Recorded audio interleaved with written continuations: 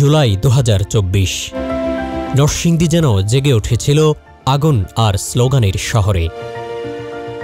চারিদিকে শুধু একটাই দাবি, কোটার সংস্কার, অধিকার ফিরে পাওয়ার লড়াই।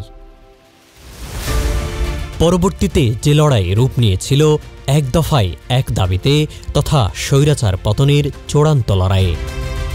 আর এই লড়াইয়ের মঞ্চ হয়ে উঠেছিল নরসিংদীর প্রতিটি মোড়, প্রতিটি সড়ক।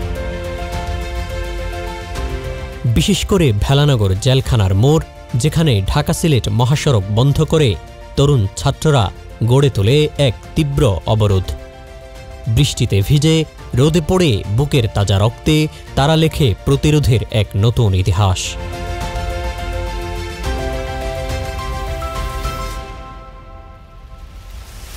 আঠারোই জুলাই নরসিংদীর প্রথম শহীদ তাহমিদকে হত্যার পর থেকেই নরসিংদীর ভেলানগরে ছাত্র জনতা ফুঁসে ওঠে আগুনের লেলিহান শিখার মতো।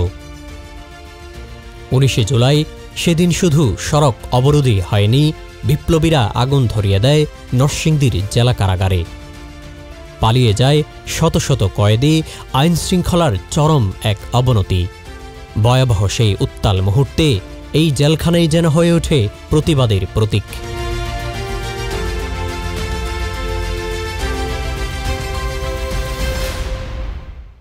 শুধু ভেলানগর জেলখানার মোড়ই নয়, মাধবদী, পাঁচদনা, ইটাখলা, শিবপুর, মনোহরদী সহ প্রতিটি পয়েন্টে গড়ে উঠেছিল ছাত্র জনতার তীব্র প্রতিরোধ। বাঁশের ব্যারিকেড, টায়ারে আগুন, কাঁধে ব্যানার, এই যেন এক রণক্ষেত্র।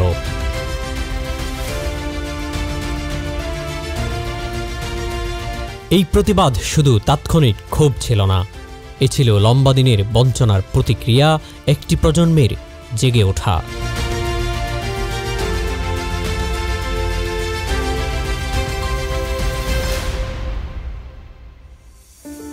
আজ প্রায় ১ বছর পর জুলাইয়ের সেই দিনগুলো আমাদের মনে করিয়ে দেয়, স্বাধীনতা শুধু শব্দ নয়, তা আদায়ে দরকার সাহস, শহীদের রক্ত, ঐক্য আর সংগ্রাম। আজহারুল ইসলাম জাহিদ, নরসিংদীর হালচাল।